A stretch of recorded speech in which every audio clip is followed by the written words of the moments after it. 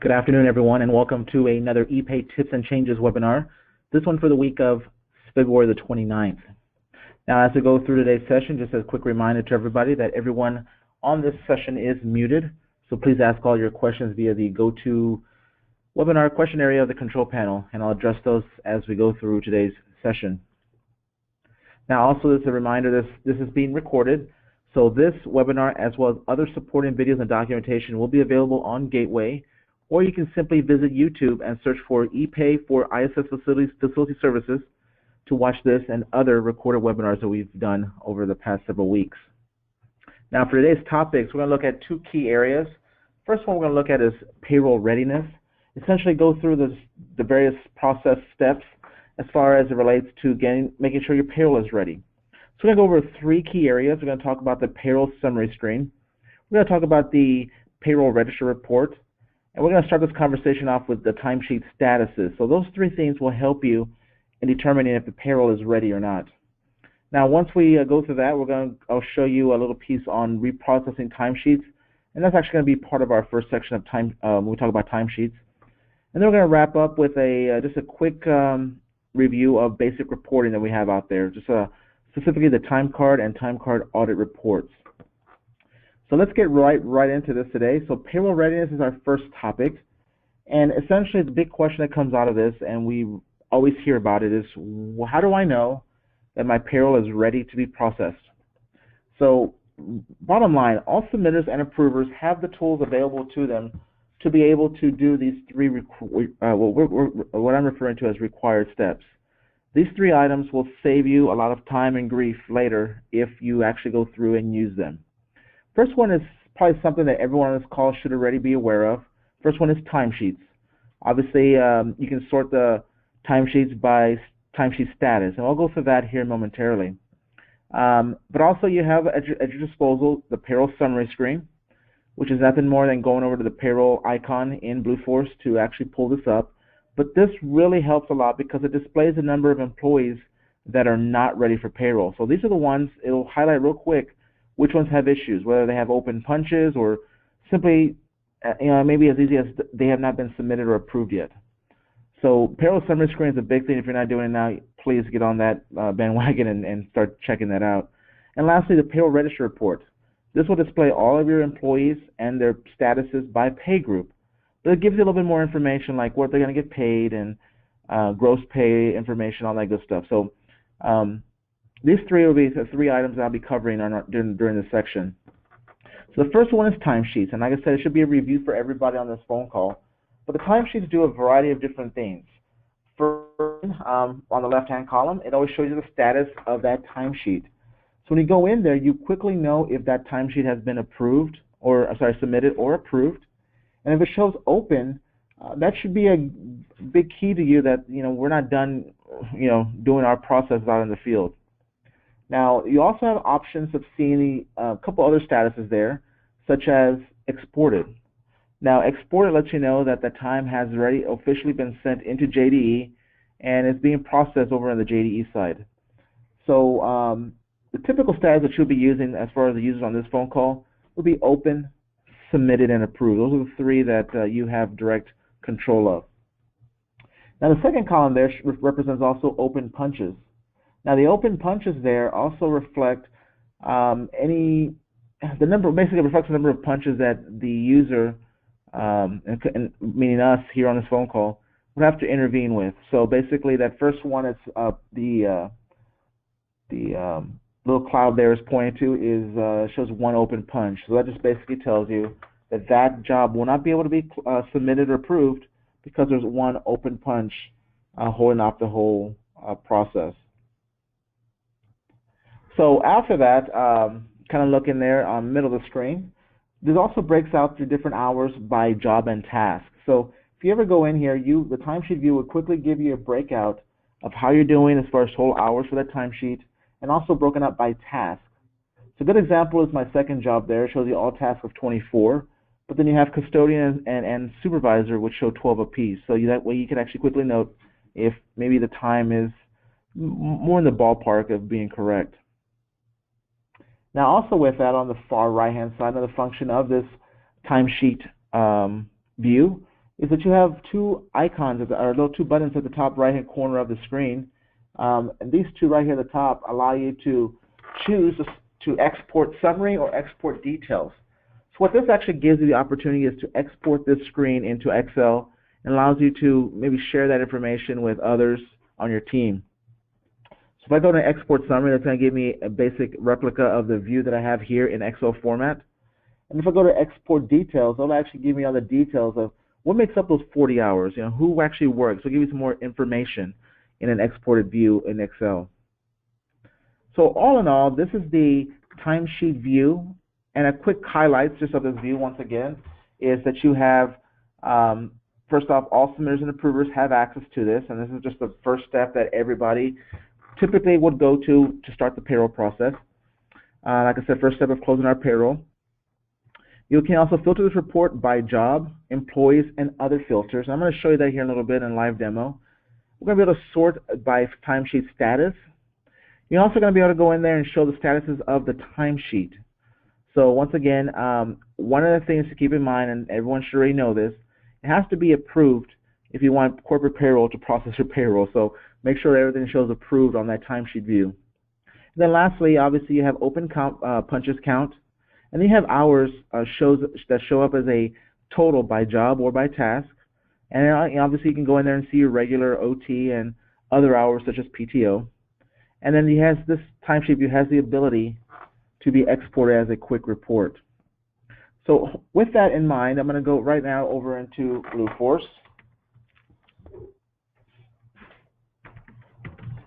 And as I log into Blueforce here, and actually let me do the webinar link. So my webinar user is actually set up as a submitter role. So if I were to go to the timesheet view, my timesheet view will look very similar to this. Obviously, one thing to keep in mind is the date range at the top of the screen. That dictates what exactly shows on the actual screen below. So you'll see that the pay periods that show correspond to that particular date range at the top of the screen.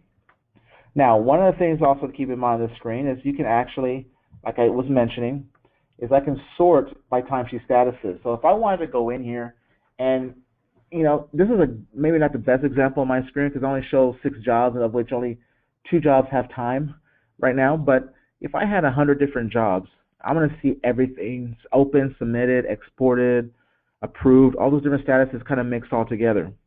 What my recommendation would be is on the timesheet status, clear up all that noise and only work with the ones that you really care about. So for submitters on this phone call, the ones that we care about here are only the ones that say open. Because as a submitter, we can't control anything that's already been submitted, and we can't control anything that's already been approved or exported. So the only thing that we can care of is by changing the status to open, hitting search again, it'll only show us those items that are open. That's kind of sort of like a checklist for us to go off of as to which are the ones that we have to continue to do some work on, whether it be check employees' times, make some corrections, or just simply just submit those timesheets. For those approvers on this phone call, approvers, all you can care about is the submitted status. And I can hit search here and notice there's nothing that's submitted. The reason I say those are the only ones you care about is because you can't do anything as an approver. You can't click on approve until those items have been submitted. So why look at all the other noise, all the other stuff that's on the screen? Let's focus on the ones that are still they're only in a submitted state. Now, as an approver, also, you can go in there and see all the other statuses. So if you want to see what's open and start kind of prodding some of your supervisors around the field that are submitters to actually go and do their submissions, you can do that. But my recommendation here is just to kind of clear up some of the noise here on the screen that we don't have to see more than you need. But really, right now, this one thing I just want to point out is you do have that additional filter here for timesheet status.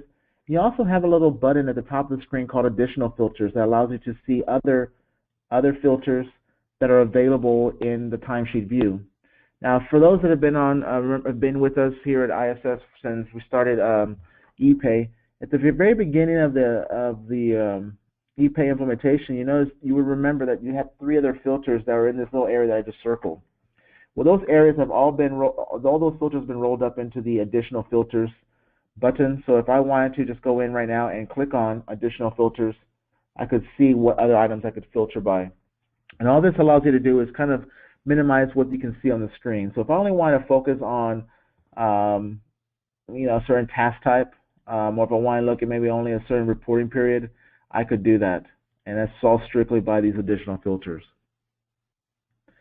All right, so let's move on to our next piece, which is going to be our payroll summary screen. So the timesheets will do the trick for most of you. I would say now let's go into a little bit further. If you're not looking at the payroll summary screen now, it's a good tool to use.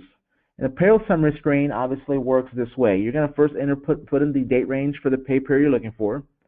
And once again, one thing before I go too far into this, the payroll summary screen is accessed by the payroll icon located at the top of your window. So at any point you can go in there and click on payroll and it'll take you right into this summary screen, or you can always click on that first link. So the payroll summary screen is exactly that first link on the left hand side of your window. Now once I go into here, you'll notice that you'll see a couple little unique items in the actual grid down below. First off, when you go into payroll summary, it's going to give you all of the payroll in that given date range for the range you select at the very top of the screen. So I picked February 13th through February the 19th. So it's going to show me all of the pay groups, so all the payrolls that are out there for the jobs that are selected on my screen on the left-hand column. So when I log in as a submitter here, I only get these 6 jobs. There's only 6 jobs I'm going to work with, so I may be happy with that. But maybe I don't want to work with the 6 jobs, I only want to work with one of those. Or maybe there's more jobs I have access to see and I just don't have them selected right now. You can always come back to that left-hand side of the screen, simply hit clear, and the system will then actually prompt you to select the jobs you want to work with. So you can always manipulate that job selection criteria. The bottom line, when you go into the screen, you will see your groupings put together. This grouping is a function we put in about 3-4 weeks ago.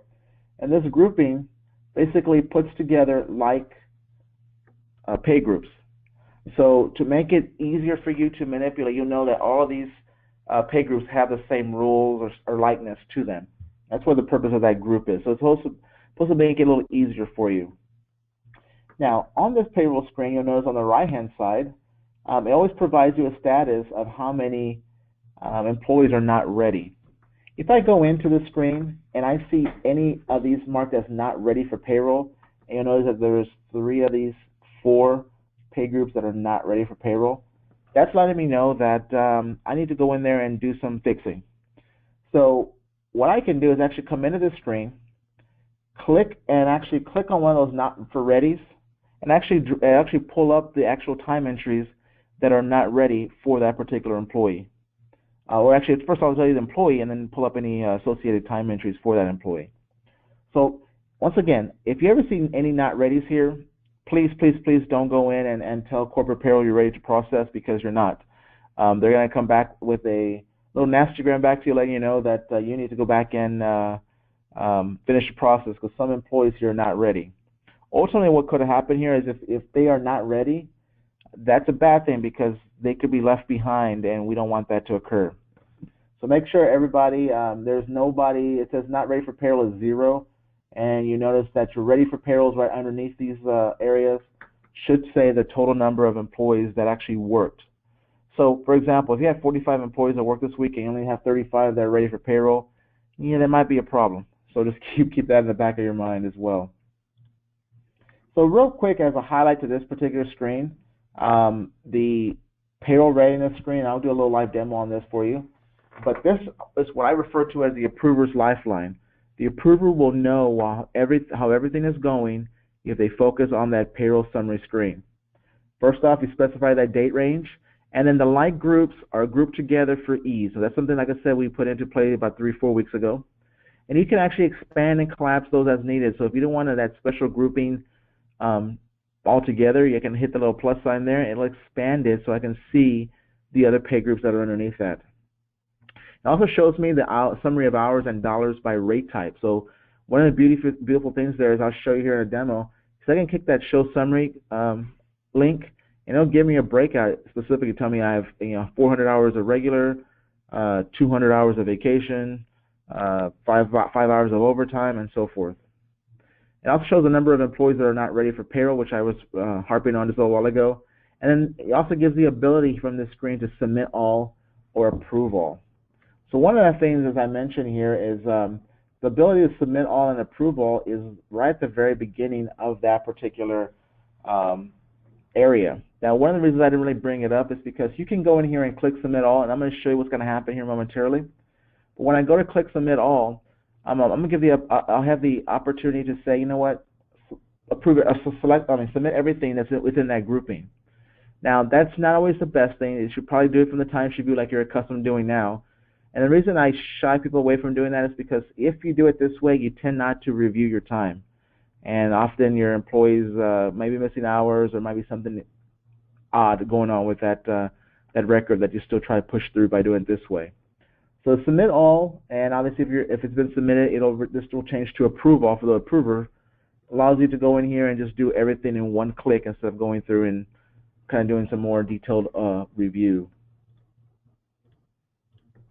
All right, so let me back out of here. I'm going to go back into Blueforce, and I'm going to take you over to the payroll screen. So the payroll screen can be accessed right here at the top of your window. At any point, click on payroll, it'll take you to the payroll screen. Or I could actually just go back to home, and then in the middle of the screen here, you'll notice that you have a payroll as well, which I can also click on. Same icon straight throughout the whole system. So I click on payroll, the screen will come up with my payroll summary screen. And as I go through here, you notice you have a variety of different items that I just spoke to. So one of the things I can focus on here, and I'll start with a grouping here. Notice the grouping here has a small little plus sign there at the very beginning of it. That tells you that you can expand that grouping.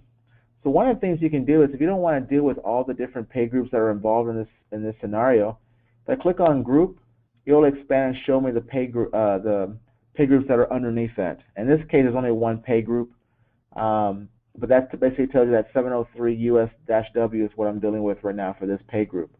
And this furthermore tells me on the right that right now I have 10 employees in this grouping that are not ready for payroll. So as a submitter, I can't go in there and drill down into those employees. Obviously, there are some pay rate information and stuff that pulls up, so that's why submitters don't have the access to click into that not ready for payroll. For those approvers on the phone call, you can actually click on that and tell everyone exactly who they are that are missing or not ready for payroll. Most of the times when you see a not ready for payroll, just so you know, it could be an open punch. That's a dreaded open punch that's just holding up the whole game. It could be actually an employee that has a missed punch, just an in but no out, or an out with no in. It could be something like that. But typically, it's something just like as simple as maybe an approval. For example, a phone in, someone who called in from an unregistered phone number or unapproved phone number, or someone having a Walter, clocking into a Walter time clock and not having a registered fingerprint. So basic things like that are holding up our payrolls, and that's what that not ready is there for. Once again, the open punch count there right to the right of the pay group name tells you how many open punches there are. So as a submitter here, I could actually go in, click on open punches, and it will actually take me straight to the screen what's telling me where those open punches are. So the open punches will take me to my time card view, where now I can actually see the actual punches that are corresponding. Now this is an active payroll that I'm looking at. That's why I purposely picked it, because now these are open punches because obviously they're waiting for out punches, or these are needing approval pending. So as a quick refresher, obviously approval pending is basically telling you that in this case the Walter was used, but there was a mismatched fingerprint. And on the waiting for out punch, obviously, since it's an active job, someone just clocked in this morning, they just haven't clocked out. So that's why it's showing as an open punch as it stands right now. Now, what I can do at this point, at any point in the process, I can actually go and say, you know what, I want to go ahead and submit all. Well, and this one's I'm not going to do that on this one because it's a live production record, but I'm going to go back here. Let's go back to the 13th of February through the 19th. Let's see if I have any time for us up here. Perfect. So I have a lot of time on hand. These are all from my test records that I have out there. But at any point, if I want to go up and click on Submit All, notice the message that comes up on the window. This message basically tells you that I can go ahead and submit for everybody, and it's going to ignore open punches. So that basically means anyone who has an open punch is not getting paid for that time.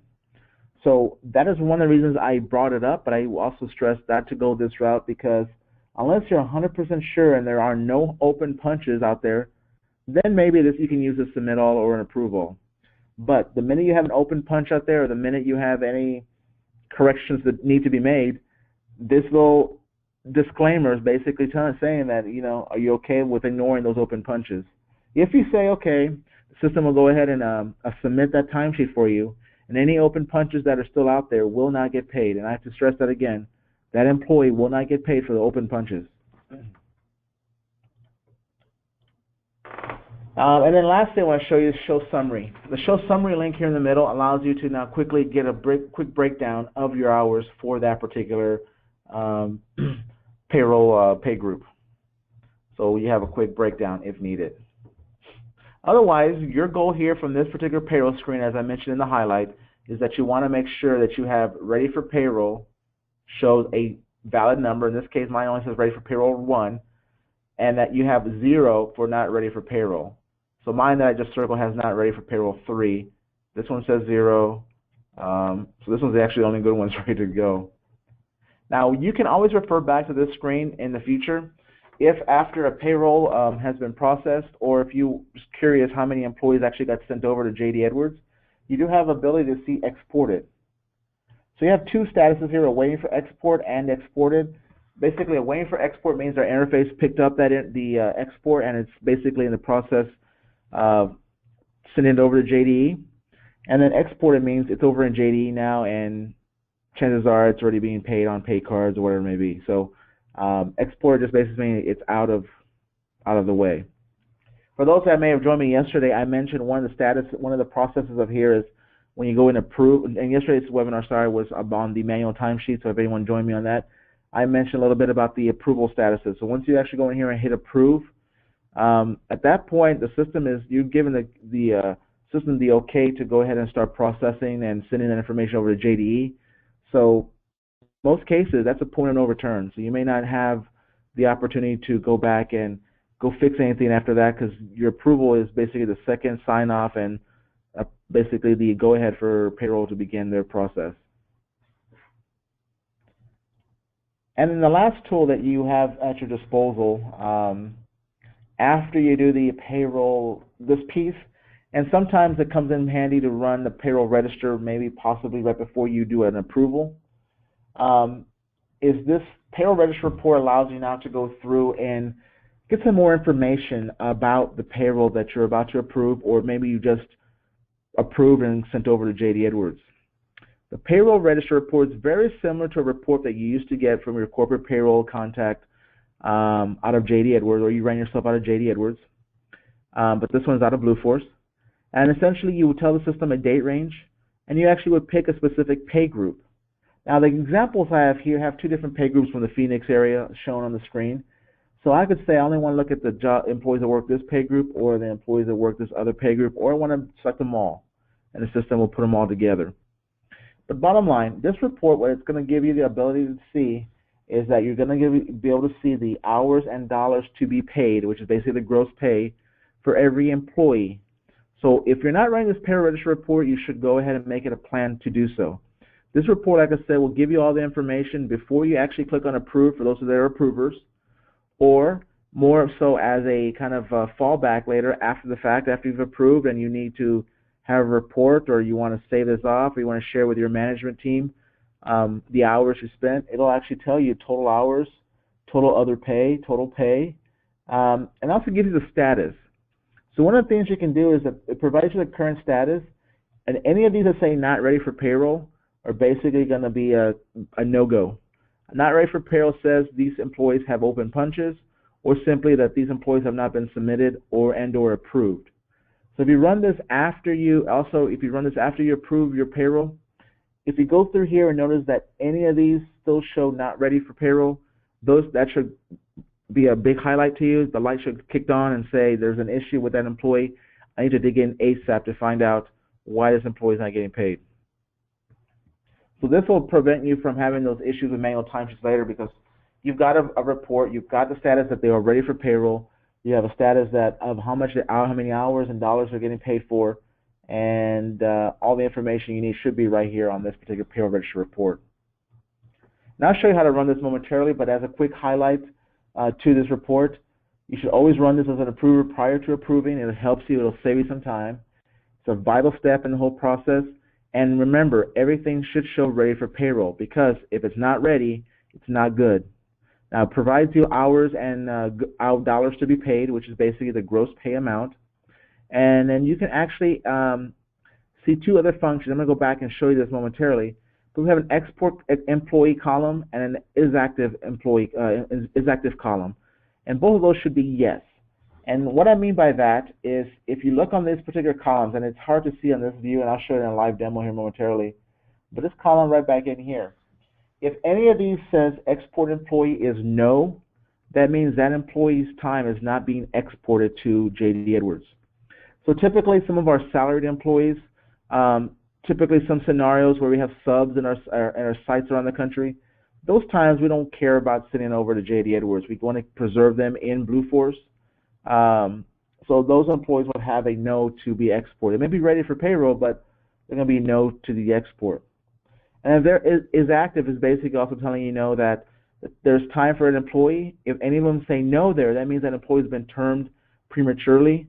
So if you try to send that information over to JD Edwards is going to put up a little hissy fit and not going to allow you to import that time. So your payroll person is going to let you know that so-and-so is probably not getting paid because they are inactive in the system.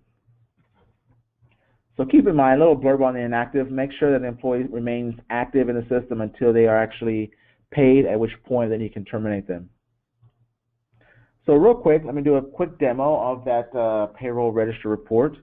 And like I said, that is found in Blue Force. Same thing under payroll, same area where I was just at with a payroll summary screen. The problem is, it's right here, third link on the left-hand side. It's called Payroll Register Report. It's kind of hidden, but it's there for your use. So with that, if I go in now and click on Payroll Register Report, as I mentioned on my screenshot, I have the ability to pick a date range. I also have the ability to go in and pick the specific pay group I want to work with. So if I want to go back and let's just use the current pay period now, because and we'll just leave that alone. Let me back out of here. You also have an option for pay periods. So if I only want to look at, I have just a couple of pay groups involved there, but I only care about the weekly pay period, or only care about the bi-weekly, or only care about the semi-monthly, I could do that as well. Typically, I would just say leave it all. Pick your date, leave it all, and then pick your pay groups and hit search. So I hit generate report at the bottom, and it is spelled wrong. That's a little joke we have here with Epay, but it's spelled wrong there. When we hit generate, it's going to generate the report based on my criteria, the date and the pay group. And once again, since my date is the current pay period, I should be expecting not ready for payroll, because those entries have not been submitted and have not been approved yet. So once again, it's a quick report. If once you're done, you can actually click an option here to export it.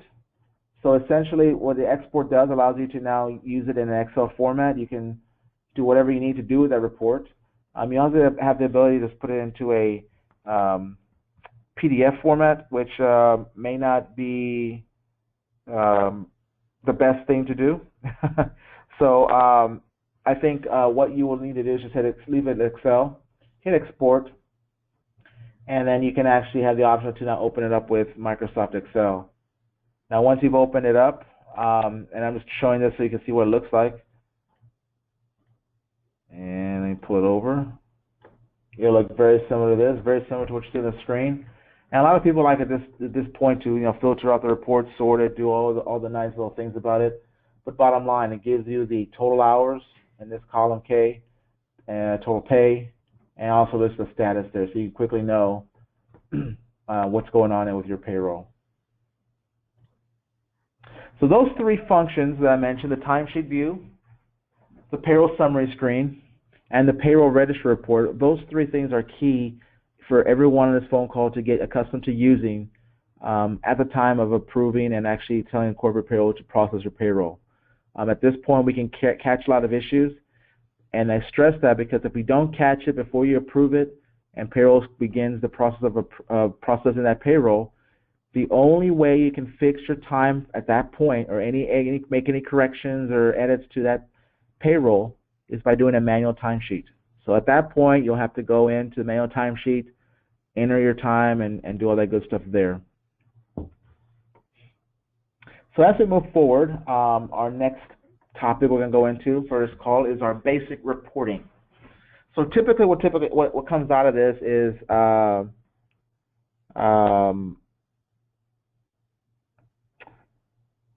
you have two basic reports that, and I'll say you're going to Blue Force, you probably have about 12 to 15 reports that are canned reports that anybody can go to run, and those reports are accessible off of the Blue Force menu, off of reports at the very top of the screen.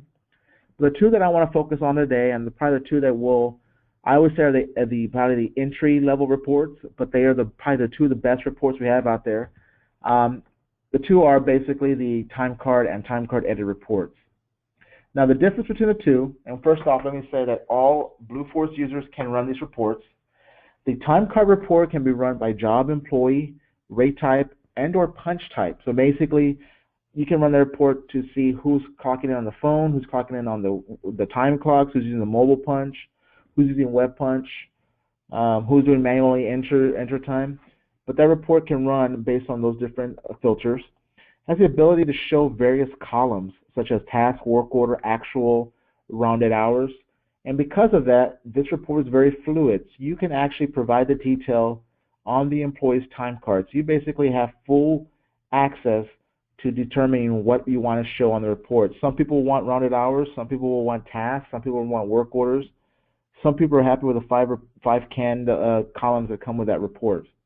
So very fluid, you have control over that report. Now, the Timecard audit goes one step further, and the keyword here is audit. You can run that report by job, employee, or by source for a given range, and it's exportable Excel. But the key thing here, it provides you a view with audit detail on every Timecard entry recorded. What that basically means is that you can go in and see any changes that have occurred to your time. For example, if I clocked in, I'm going to pick on my employee here, Edward punches in at 8 a.m., he clocks out at 12 p.m. But if I go in there and actually alter that report and I say, you know what, I'm going to go and alter his time, he really should have left at 11:30. I don't care, he punched out at 12, but I want to change his time to 11:30, which is a no-no.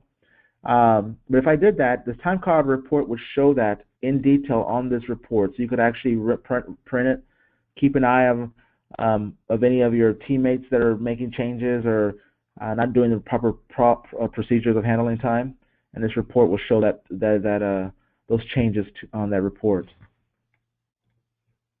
So the time card report, as I mentioned, is off of the reports menu. It's going to be the first link that's right off the left-hand column called time cards, at which point you can actually go in, and as I mentioned, from a fluid standpoint, this is the canned report down here at the bottom. This is what it's going to look like if I don't do anything else. I just go in there and run it right now. But at the top of the screen, you will see that you do have a lot of icons. And sorry, I went too far. There you go. At the top of the screen, you have a lot of little checkboxes that you can actually go in here and tell the system to show. What that basically means is it's a very fluid report. It can include all that. I can include part of those fields. I can leave everything alone like I have it down at the bottom of the screen. The key thing is this report operates based on a date range. Now, if you do have an employee maybe that's complaining about their time, or you want to focus on a specific job or an employee, you do have those abilities at the top of the screen as well. So right now it says all, but if I wanted to, I could pick a specific job or employee right at the top of the screen. So it's a very fluid report. I think you'll find that it's very useful for you in going through and seeing a lot of that information that's out there. So with that, let me go back and let me go into Blue Force, and let me just show you that here. Let me clear my circles. There you go. If I go up to the reports at the very top of the screen, the reports icon, you will see that there are tons of reports here in the left-hand column. And all these reports you're able to run these. Okay? I'll stress that some of them involve the time card view, some involve the timesheet view, and then some have some other items with system usage, which you may or may not care about, but you can actually see information from a system standpoint for your jobs. Now my screen's taken. It's time to pull up here. Let's give it a second. There we go. So my time card view here, like I said, by sheer default values, it's pulling up some information because it's based on what's on the from and to date. So my from and to dates show the dates that I want to populate down at the bottom of the screen. And if I wanted to from here, obviously I can actually go in and tell the system I only want to show a certain set of information. So by default, every report is going to have the job name, date, employee ID or payroll number there, employee name, and rate type. That's just the report. But I can go the next step and now tell the system that I want to show the task they worked. If there was a work order, I want to show that. And let's look at actual hours. So I'm going to pick those 3 items. I'm going to click on Submit again at the top right-hand corner to resubmit my report request. System will refresh the screen and will provide me an updated view of my time card report. Very similar to what you'll see on the time card screen anyhow. But for example, here you'll see the task code is here and the task description. So if you're going to want to know what 423 stands for, it actually means spray tech in the landscape world. And then this one tells me there's a time in. There's no time out or actual hours, and that's because today is 3/3, so the employee is on the clock right now.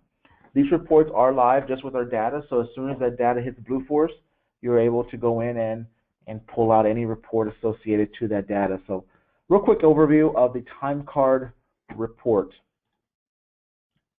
Now the other report that's out there that I'll show you here in a live demo momentarily, but let me go back to my example slide, is the time card audit report. Now, as I mentioned, it's also on the reports menu, also under time cards in the left-hand column, 4th one down.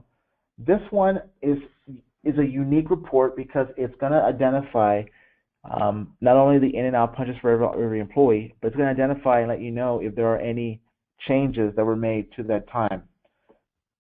Starts off with a date range. You tell the system what source you want to look at. In this case, it says all sources. And the system will keep that color coding just as you would see over in Blueforce under time cards. So everything is apples to apples, keeps everything what you're already familiar with.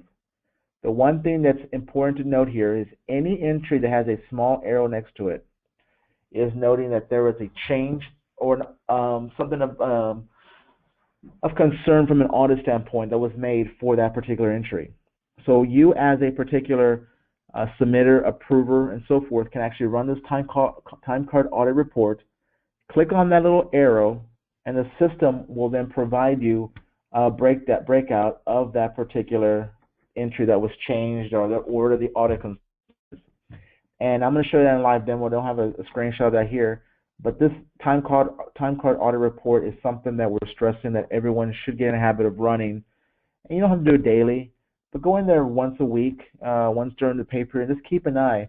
As approvers, we're almost like the little watchdogs that are out there. They actually go out there and watching and making sure everybody's doing everything correctly, because when I hit approve, I want to make sure that I'm approving valid payroll. So this is a report to kind of keep an eye and look on. If someone is manipulating time more than what they should be, it'll be identified here. This also goes back to a lot of that audit items that the Epay team here at ISS has been doing over the last several months. I know we stopped for 2016, but all those audits are going to kick right back up here in the next actually week or two. And taking a glance at some of those audit reports for 2016, it's not good. So just kind of for everyone out there, start looking at the time card audit report and just keep an eye on it, because you can quickly see who's manipulating time and why they're doing it. All that information is provided for you in the screen. I think on Tuesday's call, someone mentioned, that we can also use the audit options that are on the time card screen. So if I go to the time card itself, there's a view audit link I can go to and see all the audit trail there. You can do that. It takes a few extra clicks to do that. This audit report will provide everything in one nice format to which you can actually export as well if you want to share with other users. So let me go back in and show you the audit report. So on my screen here, it's going to be, let me clear some of my items here and scroll up. So on the Timecard audit report, it'll be the fourth link down under time cards. So you look at time cards, and then it'll be right under there under Timecard audit. And what that report's going to do is very similar to the Timecard report. The minute I do click on that link, you're going to find out that the system is going to generate a quick snapshot of the report based on some dates that are already defaulted in there, but I can go in there and change those dates. But the cool thing is I go through here, you notice that this will tell me all of the different in and out punches that are out there. Okay. Since I'm going through actually 3-4 for my example here, these dates are current. There is nothing as from an audit standpoint, there's no arrows to the left of it because there's no timeout and no total time yet. And that's perfectly fine. However, you will notice that there are a few arrows down below here. Those arrows are basically telling you that those entries have some issues that need your attention from an audit perspective. So then you're looking at these, you're thinking, all right, I don't see anything offhand. What's wrong with them? So what's the problem? Well, in order to see those problems, you're going to have to actually click on that little arrow. And when I click on the arrow, notice that the arrow changes to kind of a diagonal arrow pointing down, letting you know that it's opened up a small subsection for you to actually see. So as a whole, this little area that I put a big square around, that area is the first the line is the entry, the entry that's in the system in the time card. Underneath that, and then that original entry is in blue, or the current entry is in blue. And then underneath that shows you all the audit trail for that particular entry. So essentially, what it's telling you is, from an audit perspective, you had a time card that was added by the employee. Sorry, actually not by the employee. Actually added, yeah, but in this case it was added by that employee. And then timing was improved for that particular entry. So when you look at this, the total time is 6 hours and 15 minutes. So that's just letting you know that there was an approval made for that particular entry. Now if I go and click on the other one real quick, you will see it's very similar to the other one. Okay. Now in both cases, the same person made the modifications. You know that a time card was added on the clock by somebody, and then a timing was approved. So what this grade actually is telling you is, in both of these cases, you will notice that in the original line, there is an out punch. It looks like the employee had no issue. It's clear they used the Walter, not a problem. But like it says down here, the card was added by this employee for that first entry. So basically what happens is that the employee, or in this case both employees, did not clock in. They actually went back, and I am assuming this employee is a supervisor or maybe a reviewer on the clock, and they went in there and added that time manually to the Walter device. And then when they clocked out, everything paired up because everything worked at that point.